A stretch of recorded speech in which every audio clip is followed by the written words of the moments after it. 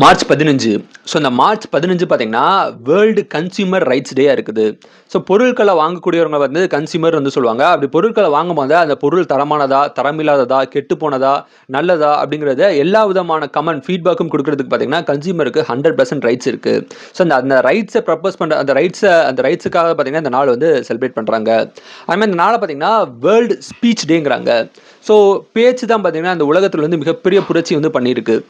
அரசியல்வாதிகளோட மூலதனமே அவங்க வாய் தான், அவங்க பேச்சு தான் இல்லையா? ஸோ அந்த பேச்சுக்காகவே நம்மளோட பப்ளிக் ஸ்பீக்கிங் ஸ்கில்லை வளர்த்துக்கணும். ஸோ நிறைய விதமான மோட்டிவேஷன் ஸ்பீச் வந்து கேட்கணும் அப்படிங்கிற ஒரு பர்பஸை கிரியேட் பண்ணக்கூடிய நாளாக தான் வந்து இந்த வேர்ல்டு ஸ்பீச் டே இருக்குது.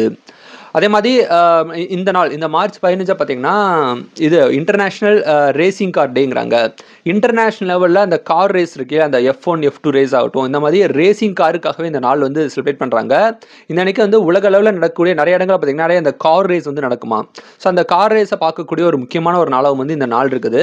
ஸோ இது போக உங்களுக்கு வேறு ஏதாவது டே தெரிஞ்சால் கமெண்ட் பண்ணுங்கள். இந்த மார்ச் 15 இந்த உலகத்தில் யாரோ ஒருத்தருக்கு பிறந்தநாளாக இருக்கும். ஸோ உங்களுக்கு பிறந்தநாளாக இருந்தால் உங்களுக்கு என்னோட இனிய பிறந்தநாள் வாழ்த்துக்கள். So happy birthday to you. Thank you.